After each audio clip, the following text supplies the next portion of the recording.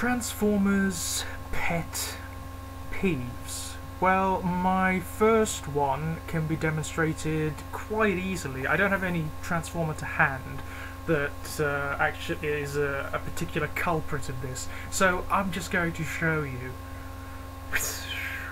No hands. Try and do anything like that. Try and sort of read a bloody book. You can't do it.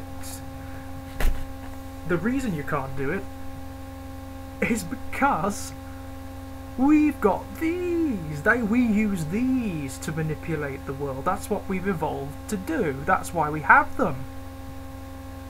And even though Transformers are, I know they're not real, I know they're not real life forms, they are a toy line, the world in which they operate, the universe, so the reality in which they operate, requires them to have hands.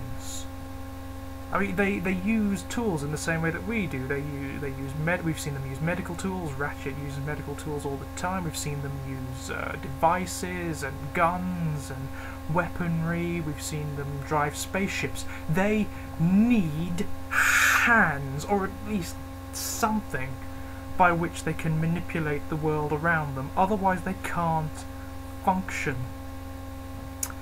At the Beast Wars line in particular, the early Beast Wars Transformers and even some of the latter ones are particular culprits of this.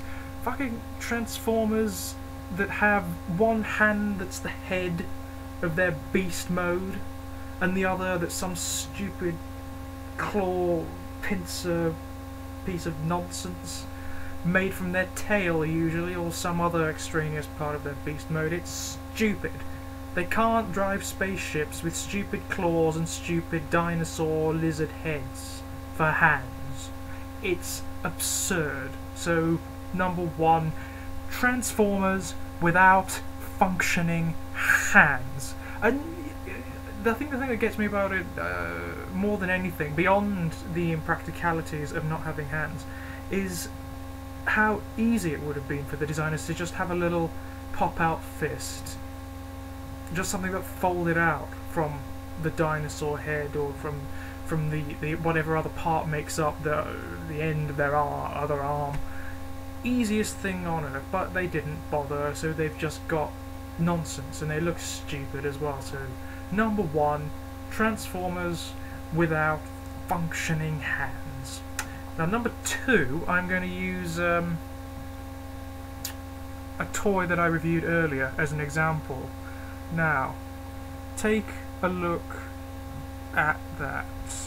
Now, I'm sure to anyone who doesn't know any better, that just looks like Pterosaur's pterodactyl mode in a bit of a mess. That's certainly what it looks like to me. But according to the blurb in his instructions and on his box, that is a mode. Yeah. Apparently, that is sort of like his half-arsed transmetal vehicle mode. It's not a vehicle mode at all.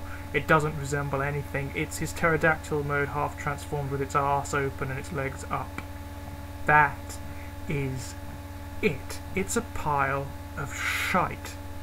And the reason it's a pile of shite is because it's so half-arsed. It's terribly designed, and we know from other examples in this range that it can be done well.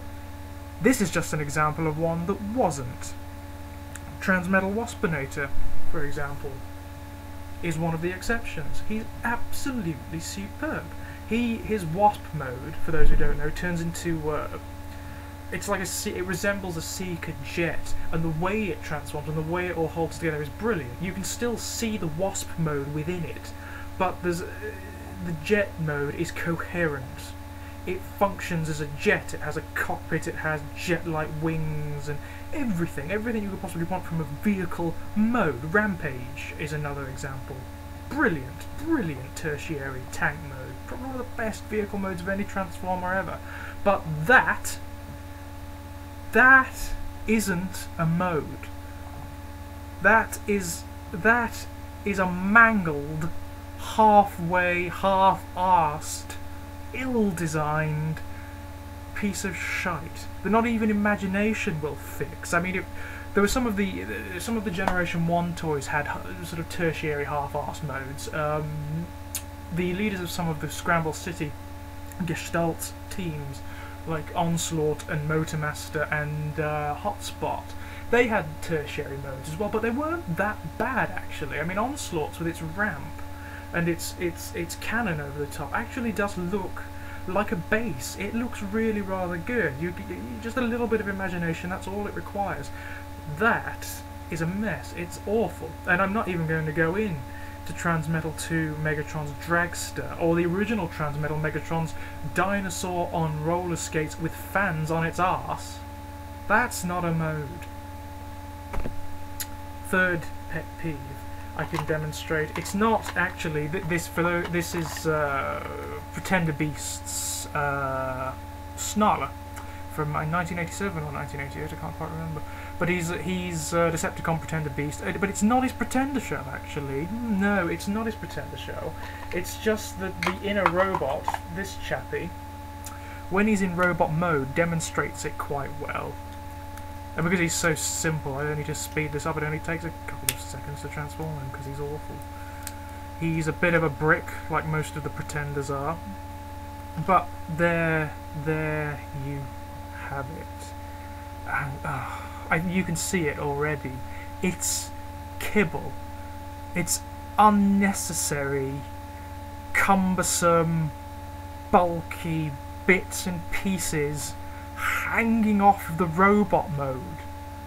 That is unnecessary. There are millions of ways that could have been designed so that the pig's feet, the trotters could have folded away, these legs could have folded behind its back and gone somewhere else.